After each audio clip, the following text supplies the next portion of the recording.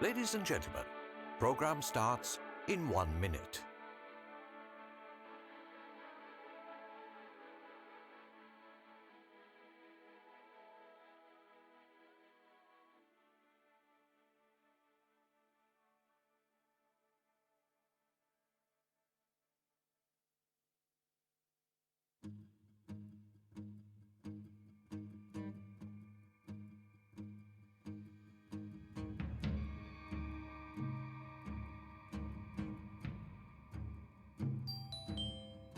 Ladies and gentlemen, program starts in 1 minute.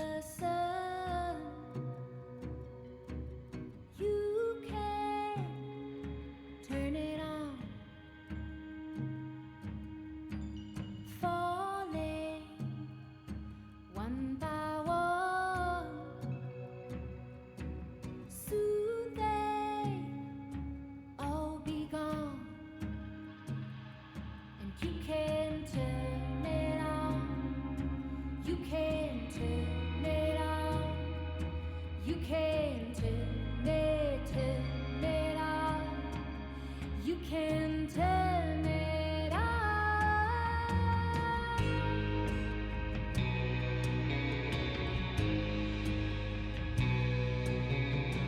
Your hands touch the sky, lighting up the spark. Keep them held up high. Keep us from the dark. And you can turn it on. You can turn it on. You can turn it on. You can turn it on. You can turn it on. You can turn it on. You can turn it on. You can turn it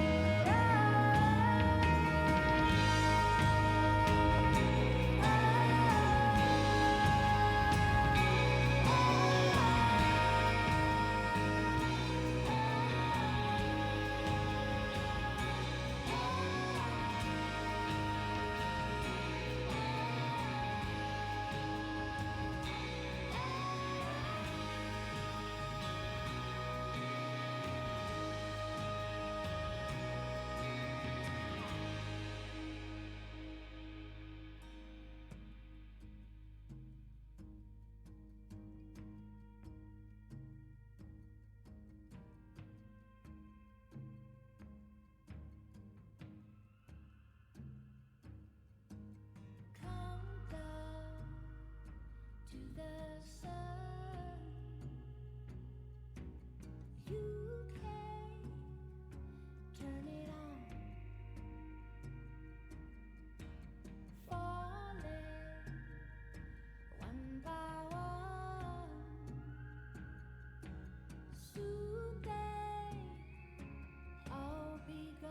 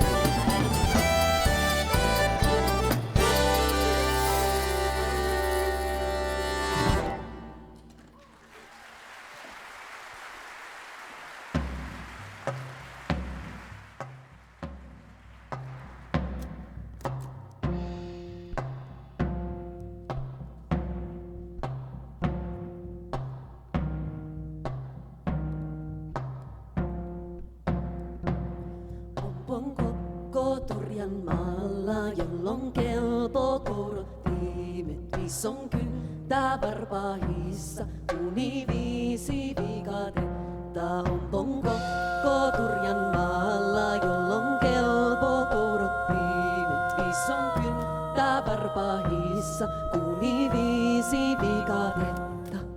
Suusen on tuulen palava, hita kiiran lämpiävä, silmät selvät siiven päässä, näkimet kynän nenässä. Suusen on tuulen palava, hita kiiran lämpiävä, silmät selvät siiven päässä, näkimet kynän nenässä. Nouse kokko korvista, teräs leuka leteestä, kiven viertä kiskomaan, paasen äärtä painamaan. Nouse kokko korviosta, teräs leuka leteestä, kiven viertä kiskomaan, paasen äärtä painamaan.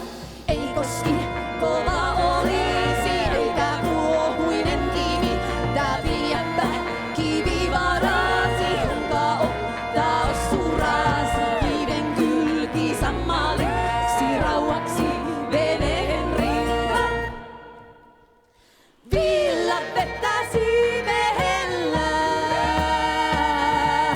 iske kynnet kiviperään.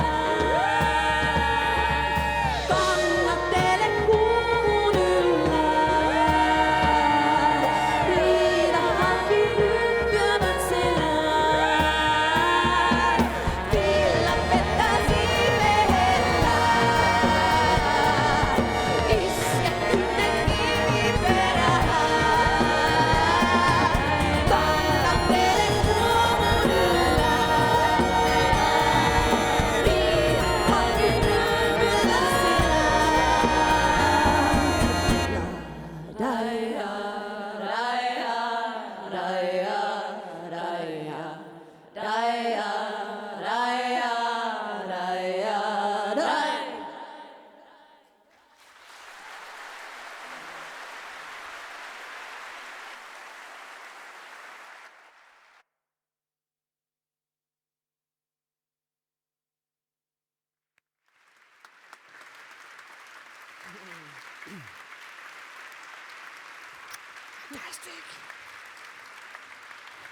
Ladies and gentlemen, good afternoon and welcome to the World Circular Economy Forum 2019. You have just been treated to an extraordinary new commission work on the theme Wind, Water, Earth and Fire, with some of Finland's finest musical talent, Julita, Tsumi Sound Systems and Taika Tule. Wonderful performance by all of those, and what we wanted to do was bring some real elemental energy into this forum. As I stand before you, there are 2,000 people here in Helsinki, in Finlandia, all committed to being part of that further transition towards a circular economy. My name's Peter Woodward. I'm an independent facilitator with a passion for sustainable development. I know that's shared by everyone in this room. The house is full here with people from over 90 countries. And we also have a global audience viewing us on the live web stream. So hello around the globe. We want to make sure that the voice in this conference transmits across the globe, so right the way through. Our Twitter feed is hashtag WCEF2019. Please make sure the voices in the room are transmitted right across the globe. And I'm here with a wonderful partner. Thank you, Peter, and we love your Finnish pronunciation. Thank you. So it was Taika Tule, by the way. All right. I'm Veera Heinonen, and I'm obviously Peter's sidekick here at this show with a day job as Citrus Communications Director. And it is really wonderful to be back since the last time Peter and I were a double act was in 2017. And that is also where the forum story begins or began. And that was obviously Citrus' contribution to Finland's centenary independence celebrations. So back in 2017, the circular economy was still taking its first global baby steps, but nonetheless, I think the forum helped push it to another level. Absolutely. And then in 2018, we moved to Japan, and the forum was convened in Yokohama in Japan. Japan, the birthplace of the Sound Materials Cycle Society. Japan also is chairing the G20 this year, and we're expecting the circular economy to have its real place among the superpowers in informing a transition agenda under Japan's leadership. And then here we are, 2019. The conversation continues, but we need to ramp up the pressure and the drive to action. Over those short years, the circular economy movement has really drawn together, expanded, moved forward. And really the issue now is how we change from some of the conversations into those transition actions. And we see, even as we're here today, European Union has been a major force in driving the circular economy. And now we're facing a new era of Europe following the elections and a new set of leaders, so challenges ahead.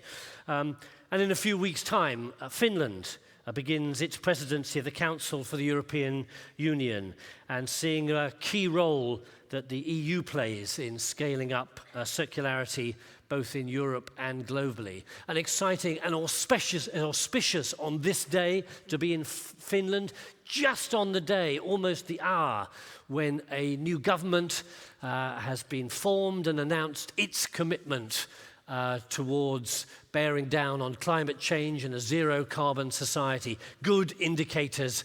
Boy, we need some of those targets, and we need them to be harsh. But good to see emerging ambition coming from Finland. So an exciting moment to be here. And it was only appropriate that we should be back here in Helsinki. Wonderful warm weather. Though in a few years' time, we'll maybe be worrying that it's wonderful warm weather, but fantastic to be back here in Helsinki. The key theme here is scale it up. Transformation, scale it up. And that's what this whole forum is going to be very much about.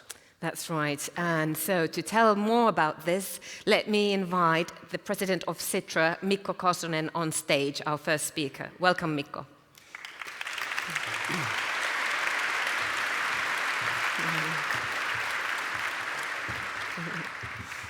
Hi. Thank you, Peter.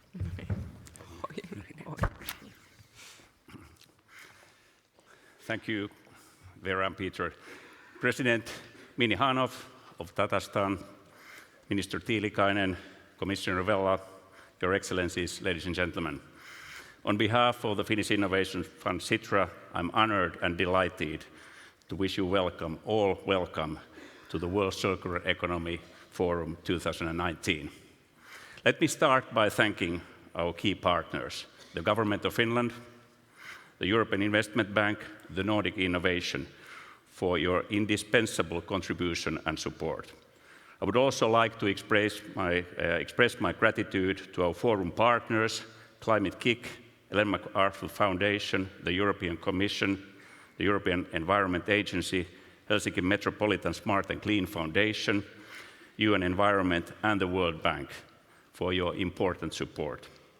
I'm delighted that our theme, Circular Economy, has brought together 2,000 change makers from all over the world to Helsinki, and many more online. It tells a lot of the importance of our topic. It's wonderful to see a global community coming together to share experiences and solutions for a better future. And yes, ladies and gentlemen, solutions and firm actions are desperately needed because time is running out. We are facing severe global challenges and experiencing the disastrous effects of climate change and biodiversity loss. Just in the past year, we saw intense heat waves and raging wildfires in Europe, US and Japan caused billions of euros, dollars and yen in damages. The tropical cyclone Idai hit Mozambique, Zimbabwe and Malay, and the super typhoon Mangkhut hit the Philippines, killing over 1,000 people combined and devastating the lives of tens of millions more.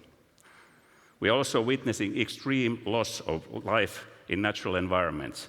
In 2019, more than 27,000 species are threatened with extinction.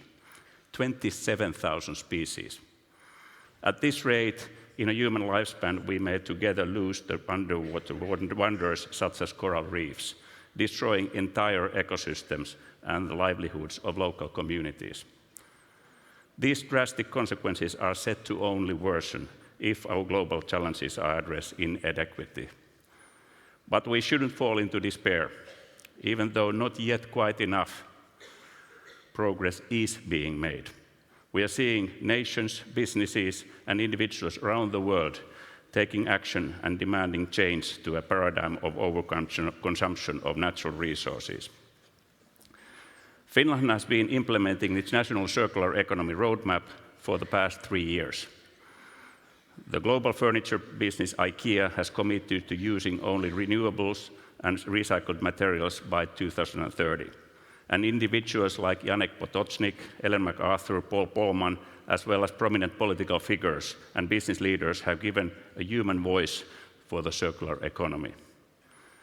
But, ladies and gentlemen, we need to make sure that our transition to circular economy is also fair and inclusive. Otherwise, we will never get the needed political support for the transition. People who may lose their jobs based on the old linear take, make, waste economy must be given the opportunity to gain new skills and find new means of living. Therefore, education at all levels is key. The circular economy transition must also include a shift in taxation. We should tax things we want less of, such as waste and emissions, and tax less things we actually want, such as work. This will also help distribute global wealth more evenly. I'm very, very pleased to inform you that the new government of Finland has adopted elements of sustainable development tax reform, of which some of the principles were proposed by Sitra. The new and ambitious government program published today in Finland is Paris Agreement proof, targeting to carbon neutrality by 2035. The program also raises the circular economy into the very core of Finland's competitiveness agenda. However, taxation shift alone is not enough. The transition to circular economy will also require large-scale investments, especially in the developing regions around the world.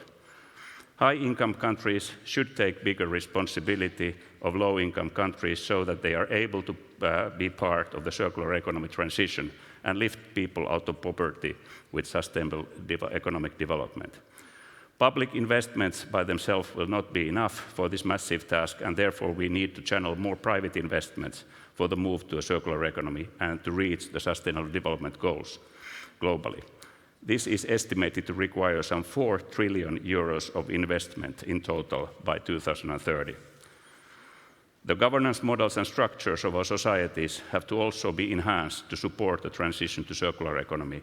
We need more systemic approaches and better collaboration to address cross-cutting society-wide transitions such as circular economy. Ladies and gentlemen, we have built an extensive program for you for the next 3 days, covering all the key issues I have briefly touched in my opening speech: a fair transition, investments, and governance. I want to challenge all of us today and online to take this opportunity to share ideas, learn from each other, and take action to ensure our governments, businesses, and communities are doing everything in their power for a transition towards a circular economy. We have approximately 10 years to dramatically switch the direction of our global economy to prevent an ecological catastrophe. If we act now, we can still create a future in which people can find meaningful work to support their families, enjoy the beauty and health benefits of clean environment, and have equal opportunities to access products and services for a good life. I wish us all a productive and fruitful World Circular Economy Forum 2019. Thank you very much indeed.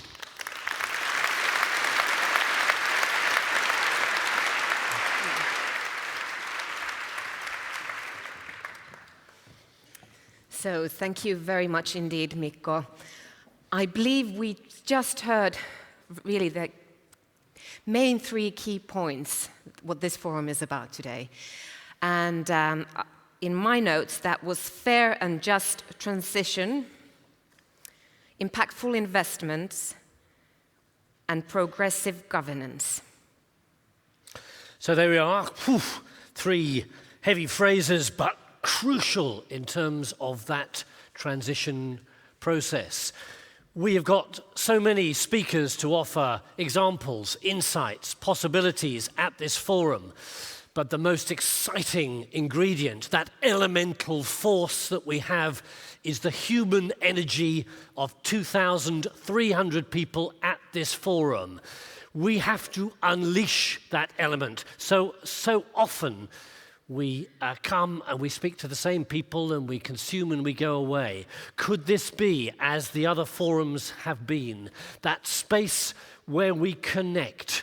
Changing things, doing things differently means finding out new contacts, new ideas, new possibilities, means talking to strangers. And what I would like to invite you to do for the next 2 or 3 minutes, take the risk of a lifetime, maybe stand up, look around you to find someone you've never seen before in your life, greet them, exchange business cards, rub noses, whatever you do, but make a new connection for a circular economy. Go on, take the risk and maybe tweet out with your new friend on a selfie. Off you go. I think we should. Well done, yeah. I think we should. Let's try the selfie. Oh, hello. Can you hear the noise? It's great, isn't it? It is fantastic.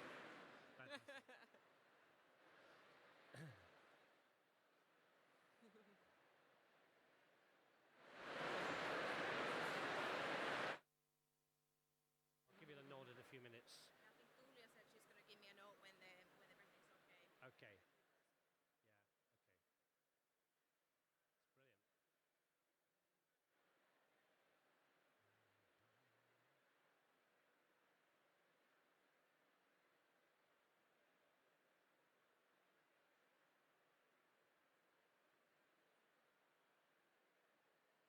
We're on time.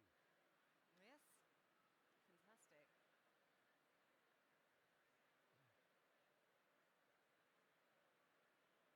Can you hear the noise? It's great. It's fantastic. It's the biggest. Well done, Peter. You got them going. Yeah, we've done that. Yeah. It's great. It's worked beautifully. It is. I need to.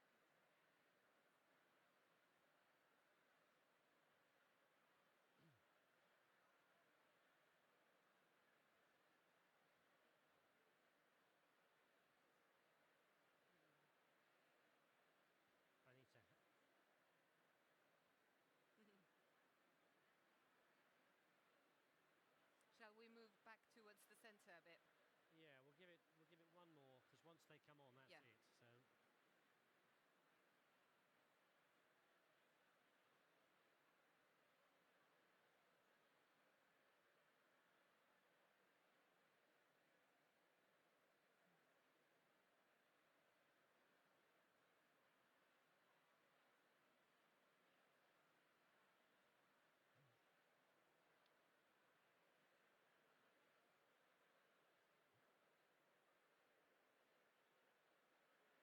So I think we're pretty well ready to rock and roll. So when I go back to the center, charge, okay? Right, so let's give it.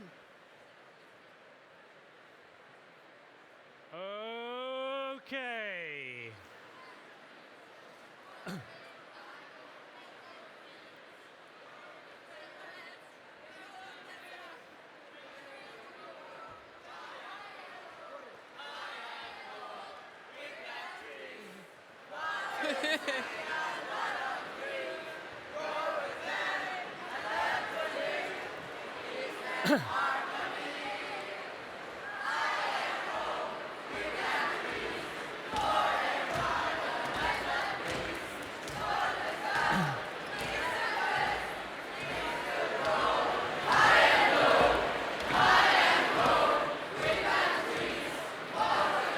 Wow. Still they come. I know.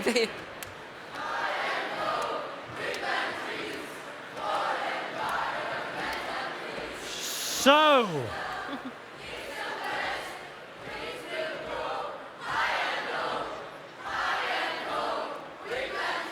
where's my spokesman?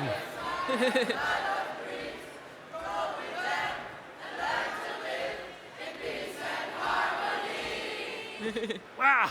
Wow.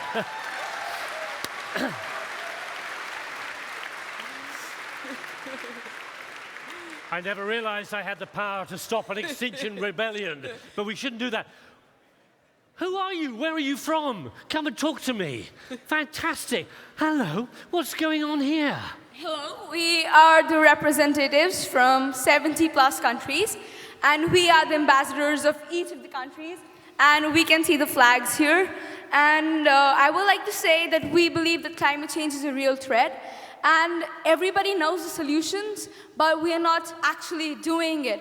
So we believe that we can do it, and I hope by so many years we can combat the ways of climate change. So here I would like to invite my friends to give their opinions on the climate change. Thank you.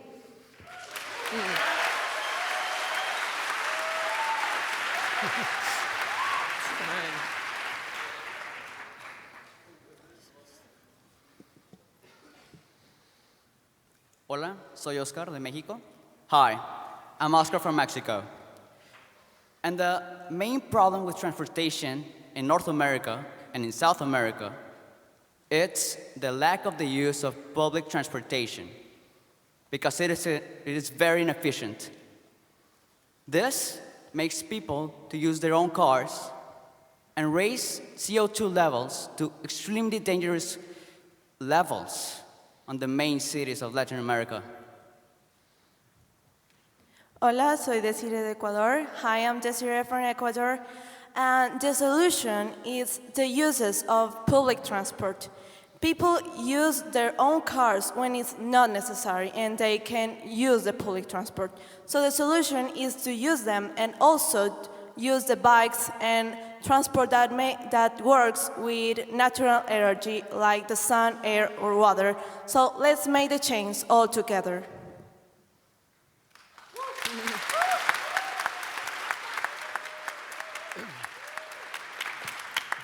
Мене звати Лада, я з України. My name is Lada, I'm from Ukraine, and today I'm going to talk to you about problems of traveling around Europe.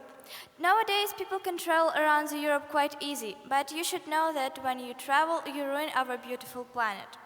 So I'm going to talk to you about two main problems. And the first one is littering. People littering everywhere, on the streets, in the parks, beaches, near the monuments. And the second one is pollution. People polluted air by buses and planes, and another type of transport. Меня зовут Дарья, я из Беларуси. My name is Dasha, I'm from Belarus. Lada has mentioned some problems connected with people who are on holidays, and I would like to speak about the solutions for these problems.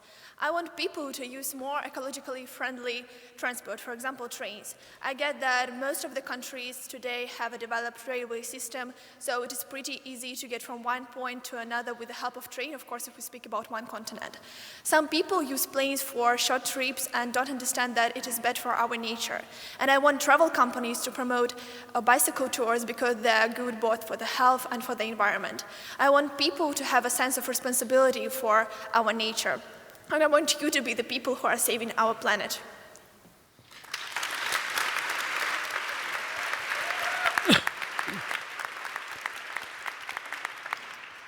Dumelang, leina la me ke Katso ke tswa ko Botswana. Greetings, my name is Katso from Botswana.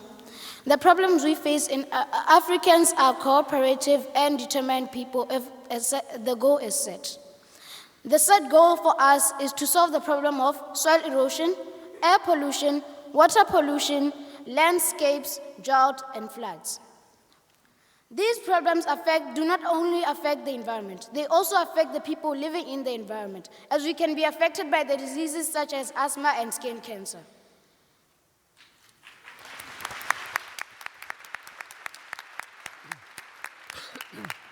Marhaba, I'm Yusra min al-Maghrib. Hi everyone, my name is Yusra and I'm from Morocco. I'm going to give you some solutions about the problem my friends talked about. The solutions start from education. That's why we should ask government to include environmental education in our schools. And they should also ban industries and economics activities that produce a huge amount of CO2 in our air, and they should replace it with eco-friendly industries. They should also reduce the use of transports and use renewable energies instead of basic energies fuel. That's all. Thank you.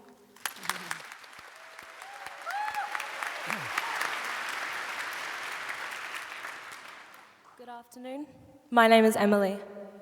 And I'm Zoe, and we are the representatives from Australia. Australians tend to overconsume many things, such as clothing, packaged food, and electronic devices.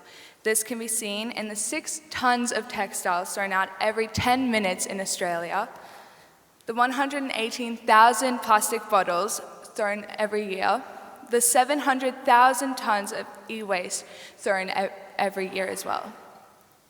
These companies are fueled by unnecessary and excessive purchases, which increase supply and demand, and in turn, collectively increase Australia's carbon footprint.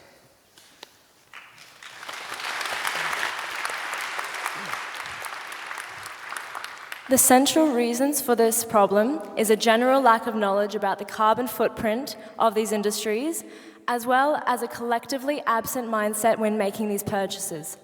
Our proposal is to introduce school-based programs which focus on educating school members about being conscious consumers. Thank you.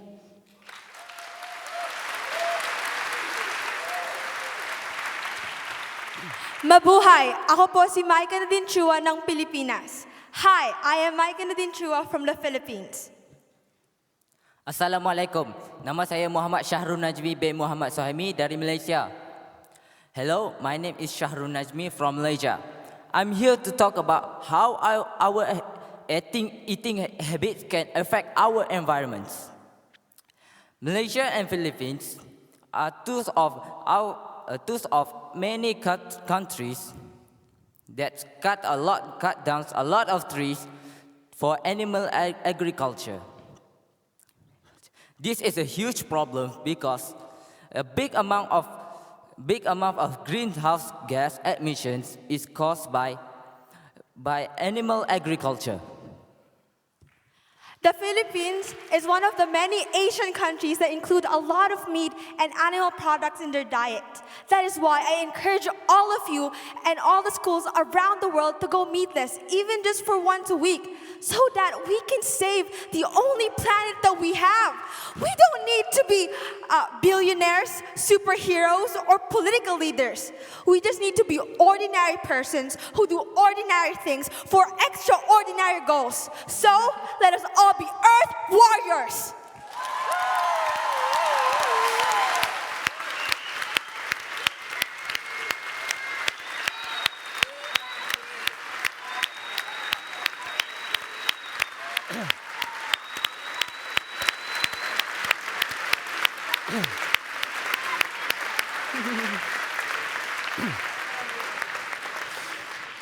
Thank you, and can I just say our commitment to you over the next 3 days, everybody in this room will claim that they are moving towards a circular economy, tackling climate change.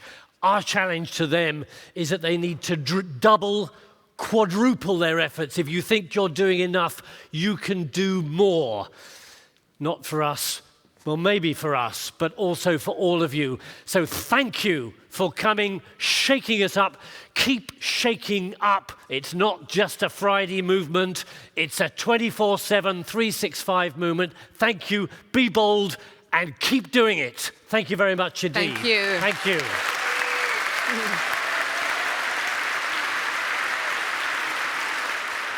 Thank you.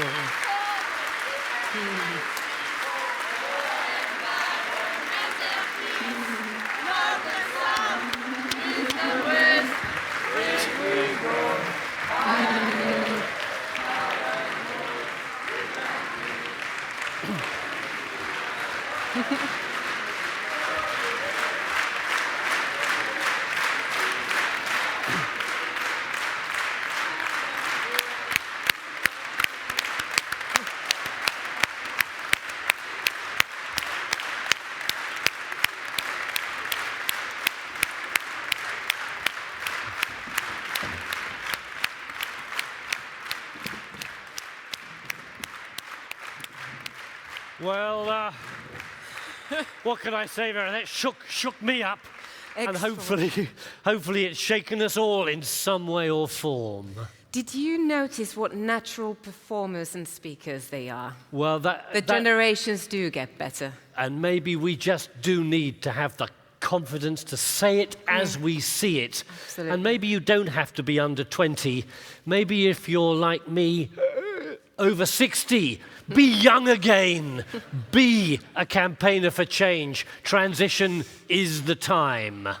Absolutely. And transition is also what we're going to be talking about next. Very much, we've been involved in a whole range of discussions coming up about forms of the circular economy. And I think we now have an opportunity to really try and think the big change is going to be when significant organizations, institutions, public, private, are really embracing circularity in the way forward. And we really want to open up a little bit of discussion about that now. Absolutely. And we've always have had a fantastic lineup of speakers and thinkers.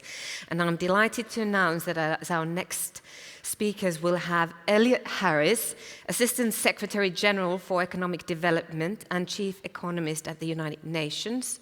Mr. Harris, who took up his current role in 2018, has over 25 years of international experience in the fields of international economics and development policy analysis.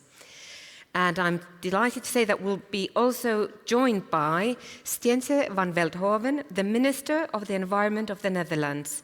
Ms. van Veldhoven has held this post since 2017, but prior to becoming a minister, she has a very long-standing relationship with the issues of sustainability, mobility, climate, and energy. Please, very welcome.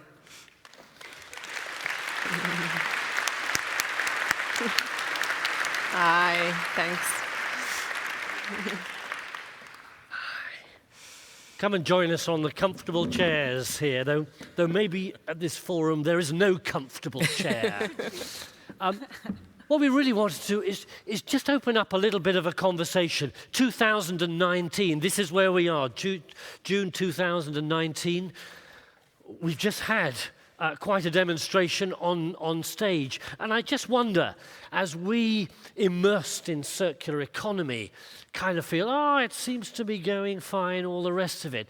Just want to get an initial reaction from yourselves about kind of where we are in terms of embedding circular economy. We had the amazing 2030 Agenda for Sustainable Development, those Sustainable Development Goals.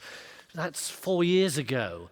So just want to get an initial comment as to kind of how we're feeling and where we're at in terms of circular economy in 2019. Maybe, Elliot, I'll start with you. Let's start at a global level for a world forum. Thank you very much, Peter. I must confess to being a little bit less hopeful and less enthusiastic than I was in 2015. I think when we started off, we all knew what needed to happen.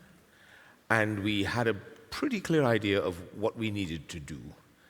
But we haven't quite got there yet. I think there's been a loss of momentum in many respects. I think we've had our attention distracted by some of the problems that we're facing in the world today.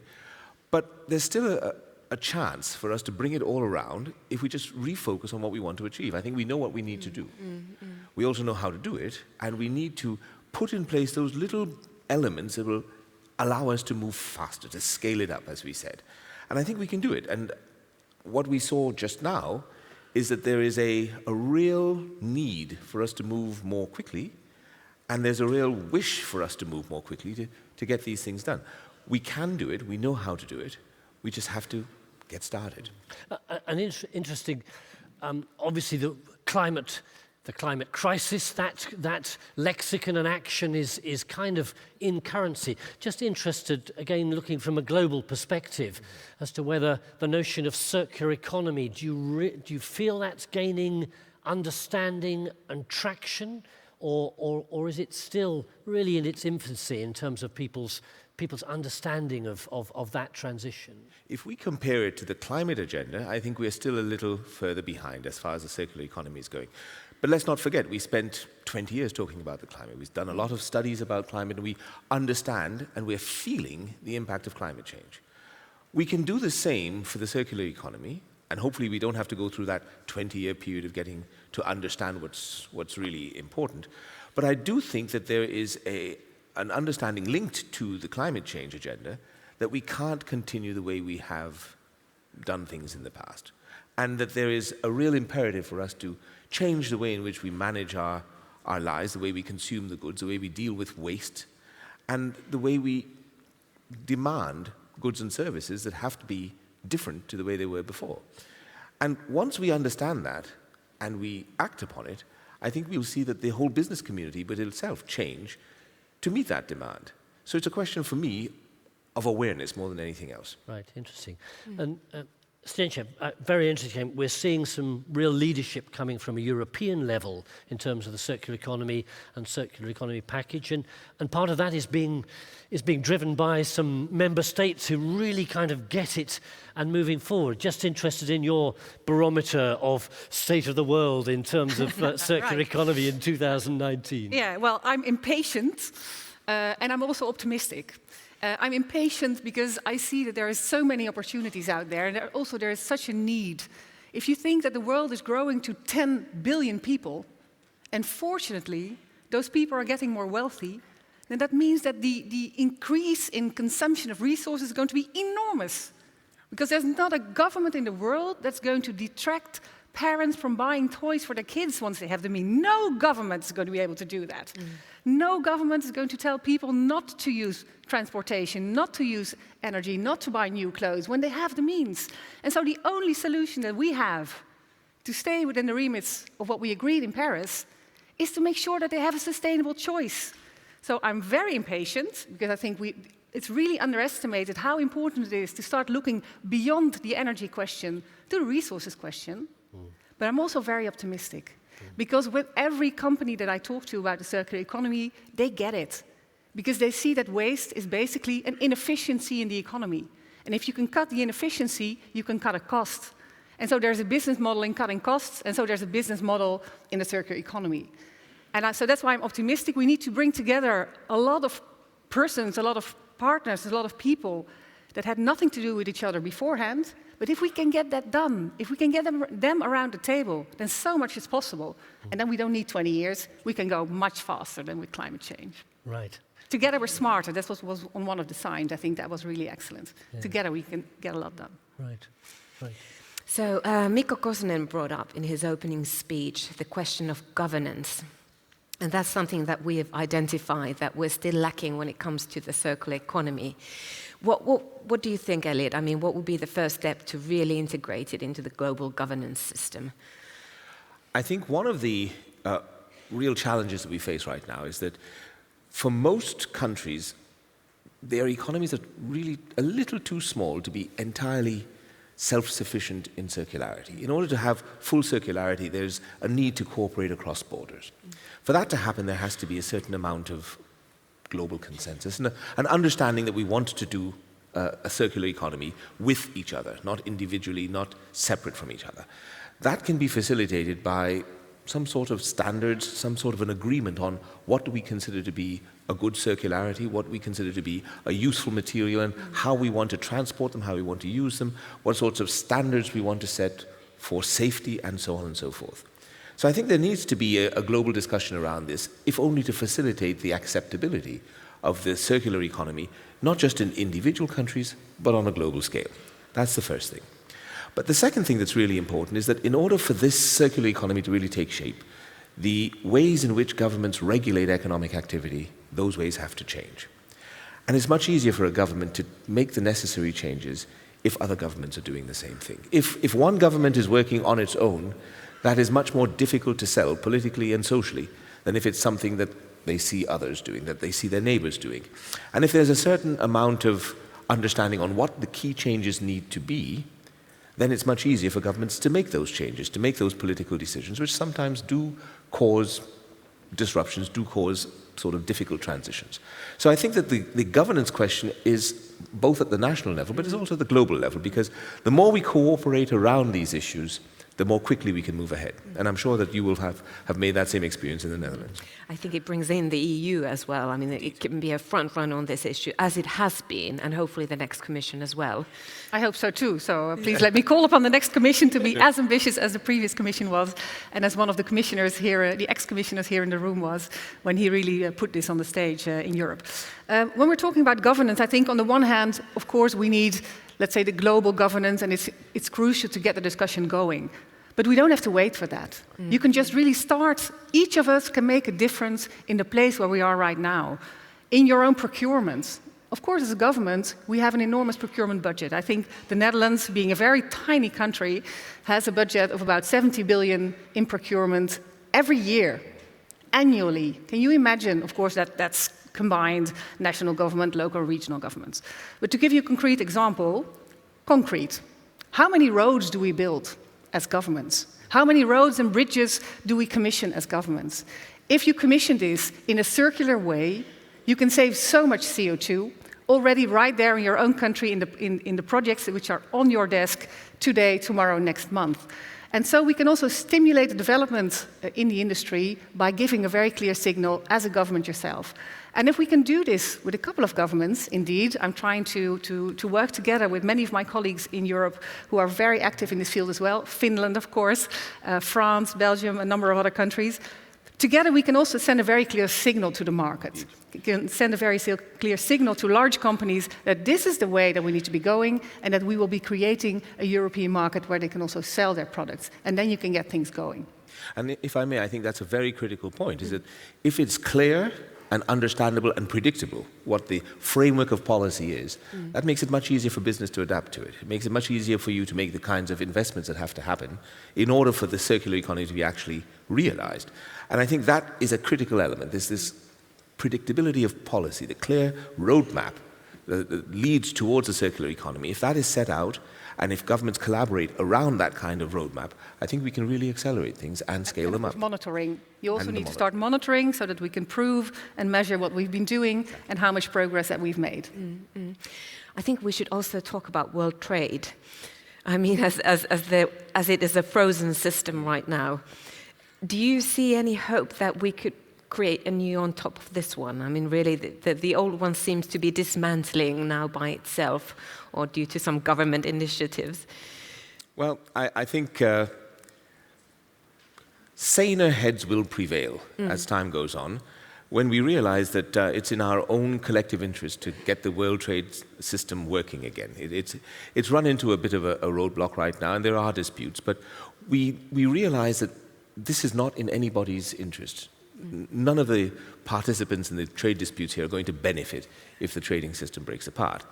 Now, as we look forward into the circular economy, we realize that we have to get the global trading system working well again, because as I mentioned, the circular economy will work if we can trade in these new materials that will be part of the production of the new production possibilities. It will be very difficult for a small economy to fully circularize its own production if it can't draw in materials from somewhere else. And so that means that the trading system has to be adapted and made more flexible so that this kind of trade can also happen in order for the circular economy to really take root in different economies at the same time. So that's a really important point to make. We also have to make sure that as we deal with the reuse of the various materials, that we make sure that that this is done in a way that is consistent with safety, consistent with the sustainability objectives, and that there are no downsides that will impede our long-term progress. We have to be aware of what types of pitfalls we need to avoid and build that into the trading system from the outset. I think many of the problems that we face today are due to the fact that we are conducting trade using a system that was invented 40 or 50 years ago that is not entirely reflective of the reality that we face today. And so there's a constant need to renew the systems that we have and to renew them in the direction of circularity and sustainability. I just wonder, building on that, I mean, there are some, we're either saying, okay, we can evolve, incentivize, and the circular economy will evolve. There are other voices saying that fundamentally this economic system, based on GDP, production, consumption, more stuff, all the rest of it, whizzing around, externalizing all the environmental impacts that society has to deal with, fundamentally that system's bust, and we actually need to be much more radical in terms of creating a system that is well-being for all, has social justice as well as embraces the environment truly in that system. Just interested whether you subscribe to a slightly more radical approach to the system, or is it just a bit of few tweaks here and there, a bit of regulation, and we'll be fine? Well, absolutely, it's not only a few tweaks. And I think the Paris Agreement was quite radical. If you see what the world agreed to there, we're not going to let it happen. And as long as you set a goal and you start discussing how are we going to achieve this, instead of if you're going to achieve it, I think that's quite a radical step. And you see that's exactly what we're seeing in the Netherlands. If that is the approach that you take, you're getting there. Because we set a goal to decarbonize by 49% in 2030. And we're finalizing our program, and this is a program which is throughout the entire economy. It's agriculture, housing, electricity, industry, and also transport. And we are decarbonizing throughout our entire economy because we are no longer discussing if we are going to do it, but only how. And that's exactly also what we need to do for the circular economy. We have set a clear goal. We want to be 100% circular in 2050, we want to be 50% circular in 2030, and now we are discussing how are we going to achieve this. And of course it would greatly help if the trading system and all other countries around the world are moving in the same direction. This will help us to move on faster. But we are working with companies in the Netherlands every day to see where we can go already with where we are now. And if you think about the fact that we now have in the Netherlands a company that's actually importing old Nokia phones from Africa and taking them apart in the Netherlands and creating beautiful jewelry out of the gold which is in those old phones. These are examples of things which are possible today. So yes, we have to start discussing, we have to link it much more to the climate change agenda, and we have to start acting everywhere now. Did you want to add a... I do think you're quite right. I mean, the old model was inefficient because it allowed us to exclude from consideration a lot of the costs that were part of the process. Now, if we take those costs into account, we will end up changing the way we produce, changing the way we consume, because those costs change the way we make our decisions. We have the blueprint for that, the Sustainable Development Agenda. It tells us what we need to achieve, by when, and how we will measure the progress. And I think that more and more, as we are in conversations with people from finance, people from business, they too see that this is entirely consistent with good business. You can make a very healthy profit in a sustainable way. And so what I think we really need to do more than anything else, if we really want to achieve a circular economy, a sustainable development pathway, is to set up the incentives and the pricing mechanisms and the cost structures that actually guide us in the right direction. We should no longer be willing to accept that these costs are sort of dissipated into the atmosphere somewhere and somebody else or some other generation has to deal with them. No, we make them part of what we have to take into account and make our decisions based on that. Right. And we'll be fine. Yeah. We'll be fine. A moment of optimism on the stage. Yeah. We are doing that in the Netherlands too. We have made our packaging industry responsible for all the packages which they put on the market. And the packages which are easy to recycle get a reduction in the fee which they have to pay, and the packages which are difficult to recycle, they have to pay more. And the difference is 40%. So if you start making that kind of differences, indeed, you're very right. That is absolutely what we need. We see that the ocean is just not large enough for all the pollution that we create. We're seeing that the air is just not big enough to take on all the CO2 that we emit. So we need to start doing things differently. And these kind of mechanisms will definitely greatly help. And maybe just one final message at this stage to throw into this conference, a challenge. Our theme is about scaling up. So it's not whether we should do it, it's how we do it and how we seriously scale up. And that particularly involves engaging with private sector money and harnessing that collaboration. If each of you had a message that ought to give us additional drive to our thinking in this conference, what would that message be? Start with you, Elliot. We have to take into account the costs that are inherent in what we do. If we pay attention to the costs, we will end up making the right decisions. And once we get those cost structures right and the incentives that governments set to help us get those cost structures right, we will start to make the right decisions. We will start to produce the right sorts of goods in the right sorts of packaging. We will start to reduce the amount of resources that we use, and we will find ourselves in a much better position than we were in 2015. We'll be on the road. And our message to these people is think about how you deliver that. Indeed. Use your public procurement money. Yes, very good. Would be my very simple message to you. And if you're in the private sector, then you know that you also have a large purchasing power. Use it. Fantastic. Make a change. Brilliant.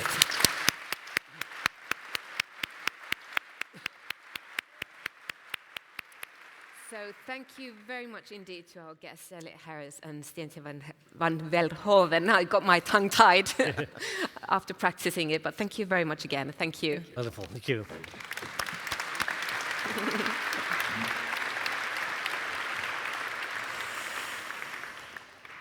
And there's more to come.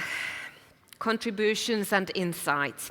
We've asked each of our high-level international experts to give their take on how to scale up. We heard from Elias and Stientje, and now we have more experts coming with their message.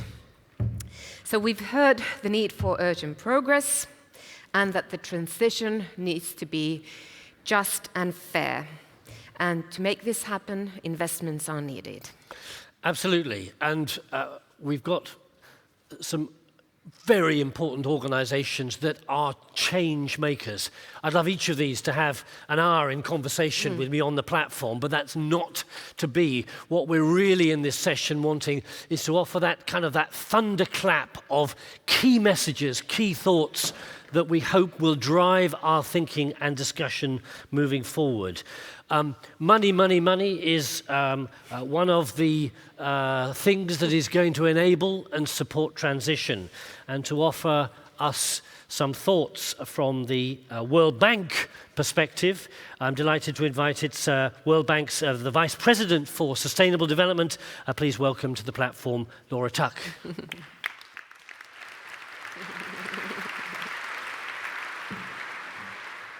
Good afternoon, everybody. I'm actually not going to talk about money. Sorry about that.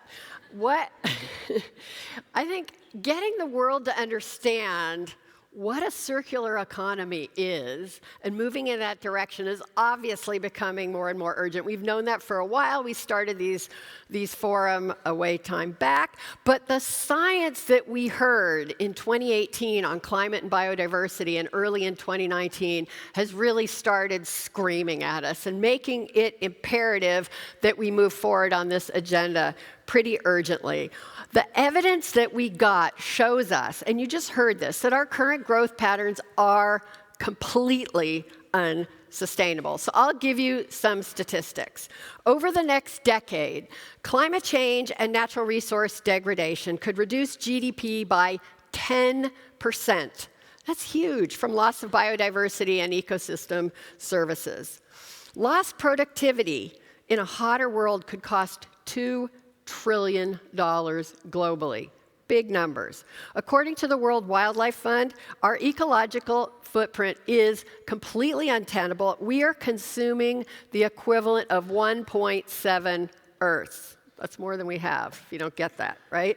The pressures on the natural resources are compounded, obviously, by our growing need for materials. You just heard from the Minister of Environment from Netherlands. The OECD is predicting that global material use could double between now and 2060, from 90 gigatons to 167 gigatons, double from where we are now. We already have a problem. And so obviously, as you heard, this increased use of materials is going to lead to more waste. And so a lot of what we throw away now could become incredibly useful resources for us, for our economies and growth. You all probably know that a third of the food globally that's produced is lost or wasted. So in this pretty alarming context, I would say, I have 3 key messages, and they're actually not about money. The message 1 is that we cannot achieve a circular economy if we continue to maintain policies that give incentives for overuse of resources. You heard that just alluded to. So circularity means that we use fewer non-renewable resources, like fossil fuels and minerals, and we carefully manage our renewable resources like timber and fisheries and so on. And we have strong evidence to show that the subsidies that are put on these things, a lot of countries put subsidies on fossil fuels, agriculture, fisheries, water, and those subsidies are incredibly inefficient. They're inefficient to support the poor, and they aggravate resource consumption and pollution and greenhouse gas emissions, and they're bad for the circular economy. And globally, fossil fuel subsidies are huge, 270 billion, well, depending on how you count it, even more, possibly.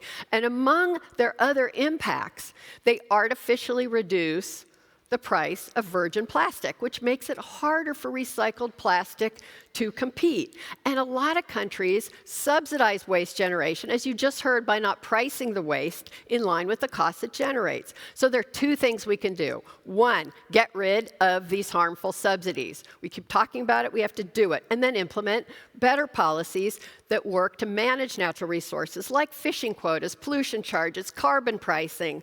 Lots of other things we can do, we need to do. Message 2, there are lots of ways the private sector can help. Procurement was one. I want to talk about another. That is product design. So a lot of products that are produced contain hazardous substances like mercury, or they create risk for consumers and the environment, or lead, and they make it harder to recycle them. Toxic additives in plastics in particular create problems for recycling, especially in developing countries where they don't have the regulatory frameworks or the capacity or the governments to remove or manage them.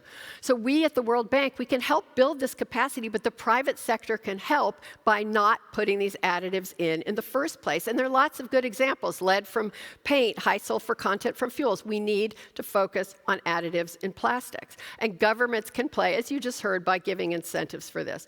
So my third and last message is we need to put a value on our natural capital and make a solid economic case to avoid the degradation or the contamination. So you just heard, it's not just about GDP, it's about our natural resources. We've been advocating for the use of natural capital accounting, going beyond GDP to systematically measure or value our underlying assets like air and water and soil and land and forests and minerals. So this kind of accounting then helps policymakers understand the costs of depleting these natural capital and the benefits of protecting it or putting in policies that do that. And there are countries all around the world working with on this. So just to finish up, the rapid and significant destruction of our biosphere is having and will increasingly have a negative impact on human health, the economy, jobs, livelihoods. And our mission at the World Bank is to reduce poverty. So maintaining the health of our ecosystems is totally important because the poor depend disproportionately on natural resources. So as we move to a circular economy, we also need to take into account that when our new policies, our regulations, our programs, our investments, so that they don't have an impact on the poor, and we can facilitate, as you heard earlier, a just transition for the poor that's inclusive for everyone. Thank you very much.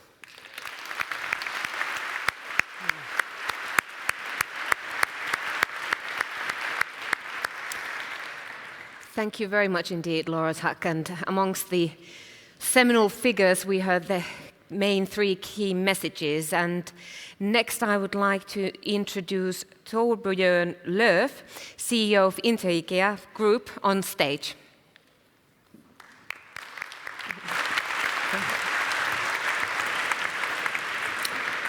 Thank you. Transforming into a circular business is both a big responsibility but also a great opportunity. We have decided to transform IKEA into a fully circular business by 2030. We do this, thank you. We do this not only because it's the right thing to do, we also do it not only because our consumers demand and will increasingly continue to demand it from us, but most importantly is we do it because it's the only thing to do if we want to secure that IKEA can continue to grow and expand within the limits of the planet for generations to come. We all know that climate change is no longer a distant threat, but a visible reality here and now. And it's all a direct consequence of the way we are living. Together with resource scarcity, it's already having a negative impact of millions of people all around the world. The IKEA vision is to create a better everyday life for the many people. This means that we have also an obligation to act to live up to our own vision. Since many years, sustainability has been an integrated part of the IKEA way of doing business. But now we are ready to take the next big step. We are now committed to rethink the way we do business, and we have decided to transform our way of working from a linear to a circular model across the entire value chain. And our take on circularity is so much more than just taking back things. Transforming into a circular business will affect everything we do, from how we design our products, how we execute our supply chain, to how we meet our customers all over the world. This means by 2030 that all IKEA products will have circular capabilities, and we will only use renewable and recycled materials. We will design our products from the very beginning to be repurposed, repaired, used, resold, or recycled in any other way. And to achieve this, we're increasing our investments in development and innovations to find the solutions where we yet do not have the answers. We are investing in new sustainable materials that are renewable and recycled. Already today, the IKEA products we have, 60% are made of renewable materials and 10% are recycled. But the 30% remaining will require extraordinary efforts in innovation to find new solutions. We will invest to eliminate waste in the value chain and turn our products into material banks for the future, to develop our supply chain to enable reversed flows, to transform our value chain to only use renewable energy. We are investing and testing circular buyback programs with subscription and leasing models, and we are engaging with customers, governments, and partners to advance the transformations to a circular society. And we are committed to use our size and, together with the many people, lead the movement. There is a clear movement among people all around the world. People care, and people want to live a sustainable life. But for most of people, it's both difficult and sometimes also too expensive. For us, this provides a big opportunity.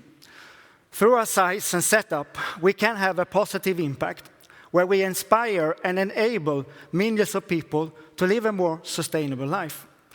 We have decided to make sustainable living both desirable, convenient, and affordable, and continue to inspire changes in lifestyle and consumption among our own consumers.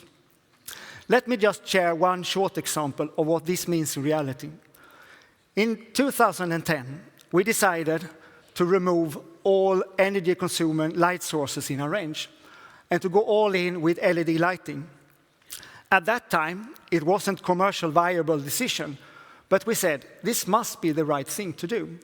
If we use our size and our reach, and we focus on only LED bulbs and price them as low as possible so as many people can change the light sources in the homes, this will have an impact. Today, we have sold more than 440 million pieces of LED bulbs. We have enabled millions of people all over the world to change the light sources. And this small change equals to 6 million tons of carbon dioxide in reduction, which is around a quarter of the total IKEA footprint. Our vision is to create a better everyday life for the many people. And to live up to this, we will and we must inspire changes in lifestyle and consumption. And we will not manage to do this alone. We don't have all the answers, but we have set a goal and we have a clear ambition and we are committed to succeed. So we also know from our own history that today's challenges will turn into opportunities in the future. And we remain positive. And we have a saying in IKEA that says, once again, we are just in the beginning and most things remains to be done. What a glorious future. Thank you very much.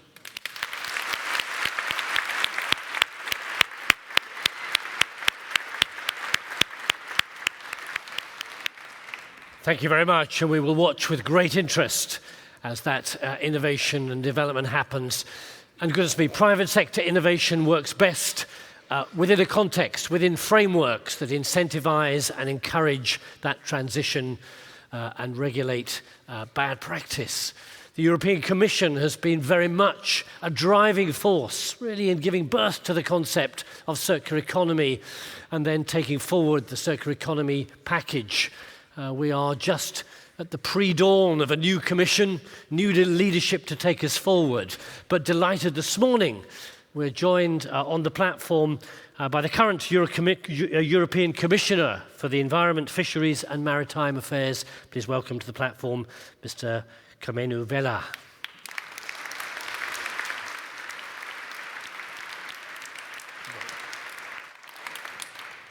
Thank you very much, Peter. When we talk about circular economy, it is of course a genuine global agenda. I have led circular economy missions all over the world, and it really is taking off, from China to South Africa and from Chile to Indonesia. It's taking off, but we are still in the very early stages. Here in Europe, we want to lead, but demand for recycled materials is a little more than 10%. Our use of natural resources goes far beyond the carrying capacity of our planet. And that comes at a tremendous cost. The International Resource Panel tells us that processing materials, fuels, and food account for more than 90% of our biodiversity loss and water stress and half of all greenhouse gas emissions. That absolutely has to change. And there is a growing hunger for change. All around the EU, there is strong public support for a transition. And our studies show that the benefits will be very, very real. Not just for the environment, but for employment and economic activity as well. So how do we make it happen? There are many things that need to change, but I want to single out 3. Because if we stick to these 3, they have the potential to unlock a wider and a more systematic change. First of all, we need a comprehensive framework. The Commission delivered an initial framework with the Circular Economy Action Plan in 2015, a comprehensive strategy that closed the loop by including each stage of the economic cycle, from design and production to consumption and waste management. It was a very good start. But we need to see far more strategies along the same lines, not just from our member states, but from international partners as well. You never get far without a plan. Secondly, we need all stakeholders on board. The Commission is doing its part, facilitating exchanges and knowledge sharing, and encouraging everyone to use tools like the European Circular Economy Stakeholder Platform. But we do need stronger networks. Circular change is faster when economic actors, local authorities, and civil societies are all of them directly involved. When we create the conditions for the best ideas to thrive, we also advance our common understanding with benefits for all. It's already working with plastics, it's progressing with food, but we do need to see it spread to other sectors, to other areas as well. And then thirdly, we have to unlock more funds. Public funds can be very, very important. The Commission has mobilized more than 10 billion euros to support the transition since 2016. And we have put circular principles in the LIFE programme and in the European structural and investment funds. I do hope the next EU budget will also strengthen the EU sustainability agenda and our shared objective to make Europe and the globe circular. But the lion's share needs to come from the private sector. And that's why we are using EFSI, which is the European Fund for Strategic Investments, to leverage private enterprise and private investment. It's also why we launched together the Circular Economy Finance Support Platform, inviting key stakeholders like national promotional banks on board. These platforms are essential because that's how we can upscale investment. We spread the word, we identify needs, and we improve the bankability of circular economy projects. So that's how I would sum up the challenge. Scaling up is all about keeping strategy, communication, and financial channels as comprehensive as possible. Thank you for your kind attention, but I would like to add one more last message. Let us do listen to our younger generation. Let us do support our younger generation. Let us not let them down, and let all of us be Earth warriors. Thank you very much.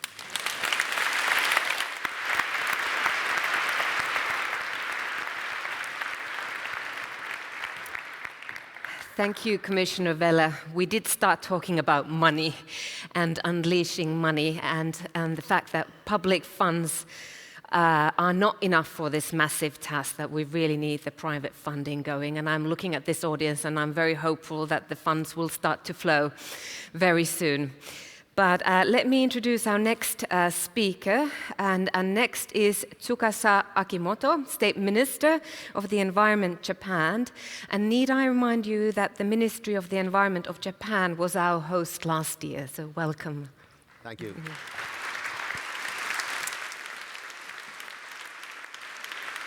Your Excellency Mikko Hosonen, President of the Finnish Innovation Fund Stura, distinguished participants from over the world, ladies and gentlemen.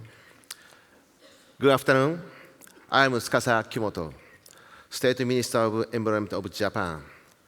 It's my honor to have a statement. It's opening of the forum. Last October, the Minister of Environment of Japan and Stora joined organized the World Security Economy Forum 2018 in the city of Yokohama, Japan.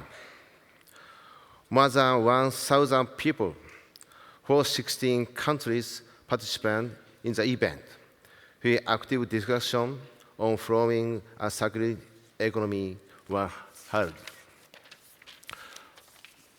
Participants of the forum, we convinced that a circular economy will build economic growth and new employment opportunity, and confirmed that all the countries should set specific goals and promote competition to a circular economy through public-private partnership and international cooperation.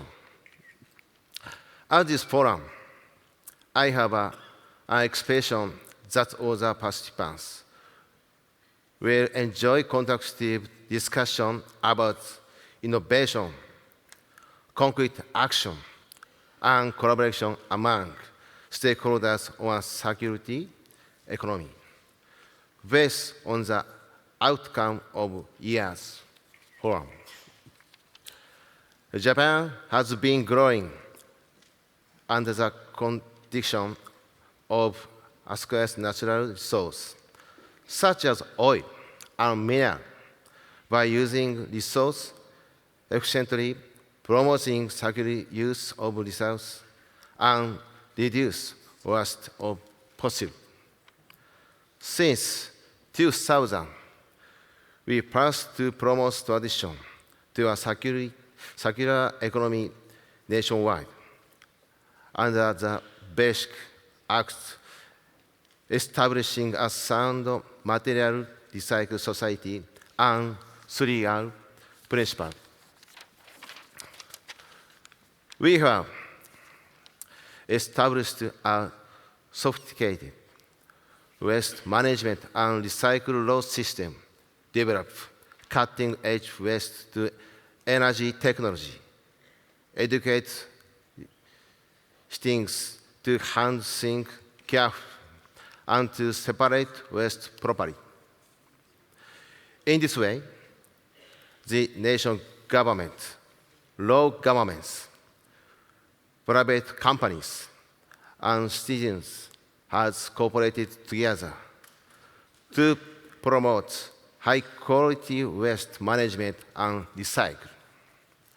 As a result, in these past 15 years, we have achieved great results, such as increasing resource efficiency by 60%,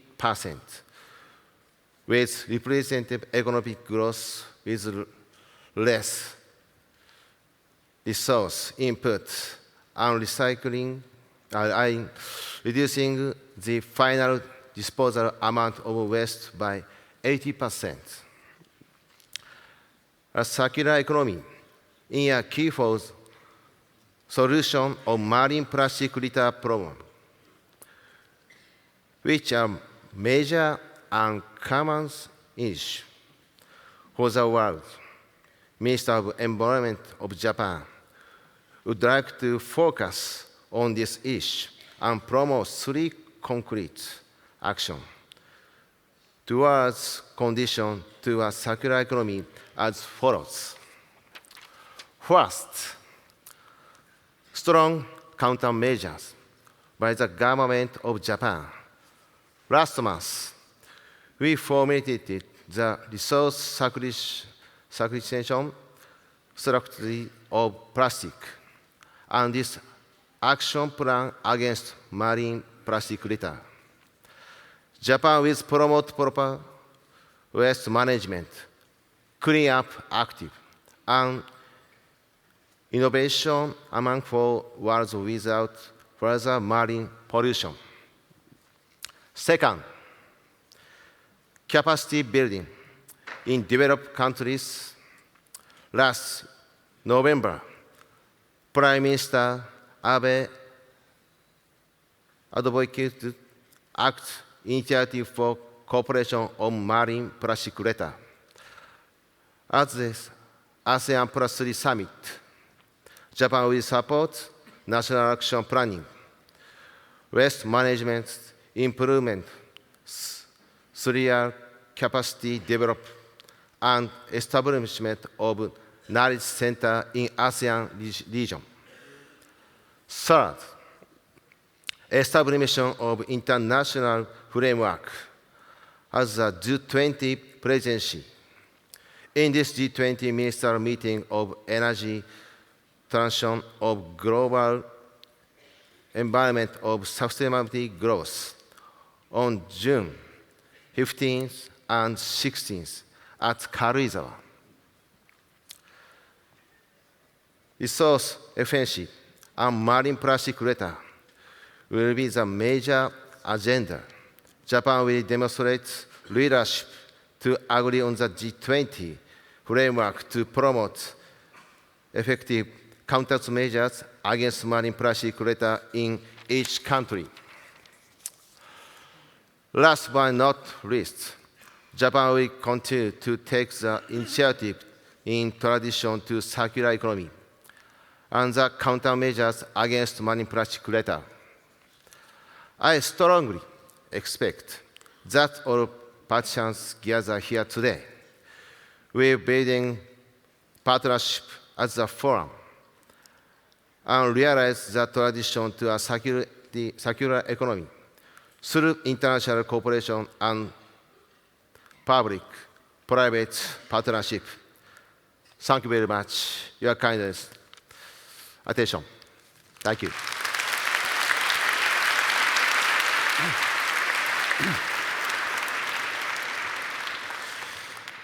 Thank you very much. And it's fascinating to hear some of those examples coming from right around the world. That's the essence of this World Circular Economy Forum, the chance to learn from each other. And maybe this is part of unleashing a race to be the most ambitious in creating the frameworks that enable circularity to take place in different continents and different countries around the planet. Our final speaker, we return to the European lens for a moment, and delighted to welcome to the platform the Vice President of the European Investment Bank. Please welcome Emma Navarro.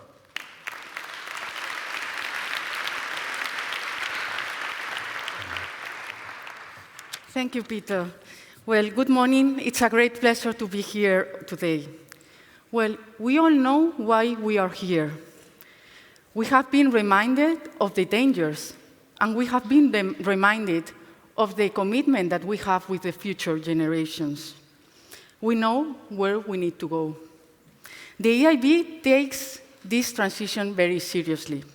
We are firmly committed to supporting this transition through our financing, our advisory support, and our awareness-raising activities. Our people, our experts are working hard, and we are very pleased to be a partner in this World Circular Economy Forum. So what can we do? My three key messages today will focus on investment, money, which sometimes is not very glamorous, but it is needed.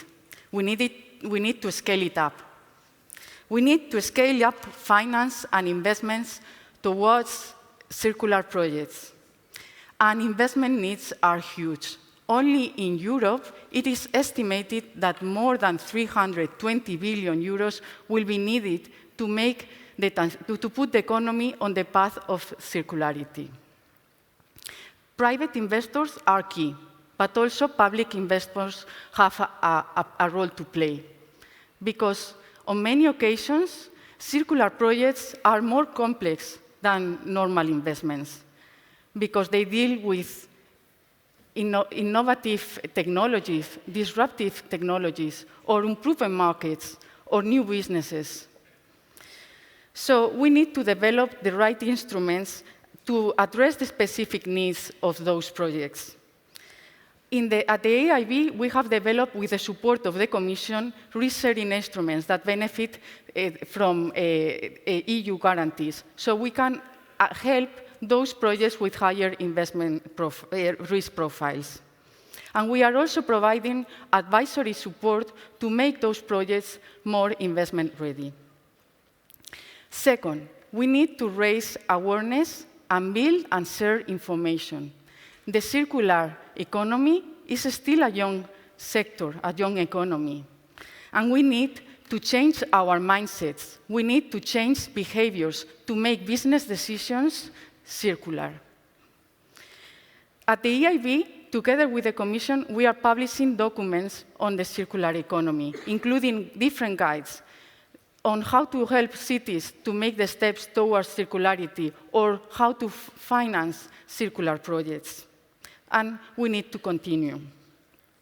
And third, we need more steps to create the level playing field for circular projects. And we are not still there.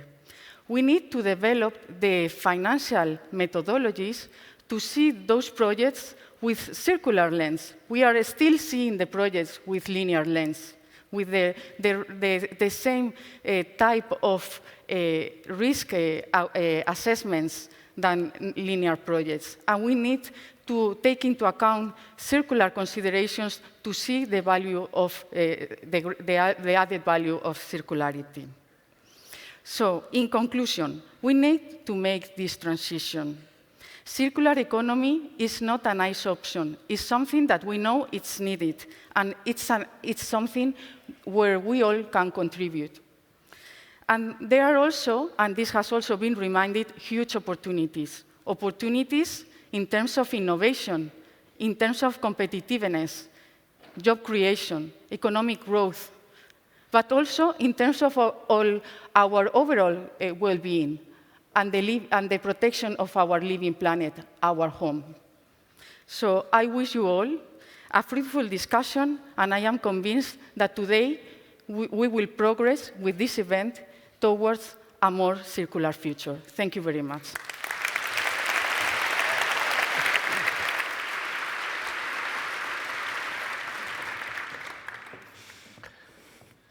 Well, we thank all our speakers in this first session, our musicians, and the impromptu invasion by that ringing noise and a message coming from young people that clearly are setting us with a high bar, a real challenge. We have to scale up, but we cannot in any way feel complacent. However well you are not doing well enough.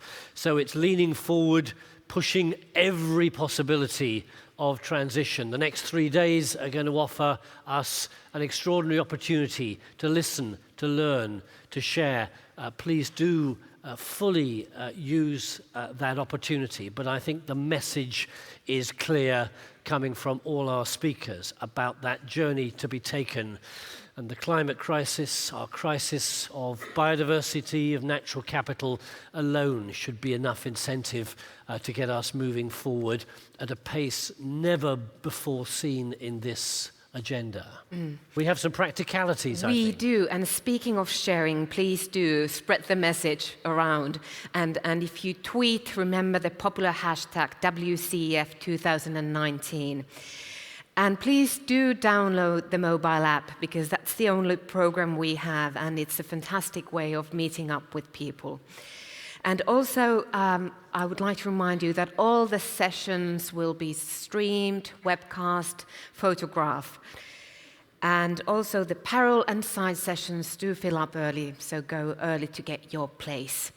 And now, really, it's coffee and refreshments. And Peter and I are off. Absolutely. So we're offering you an extended time because there are some wonderful exhibitions. There's also assorted bean bags and other things to sit in, to have your conversations, get networking, enjoy. The next session starts at 2:30. Go to a session early or be disappointed. Anyway, enjoy the ongoing conference. Thank you.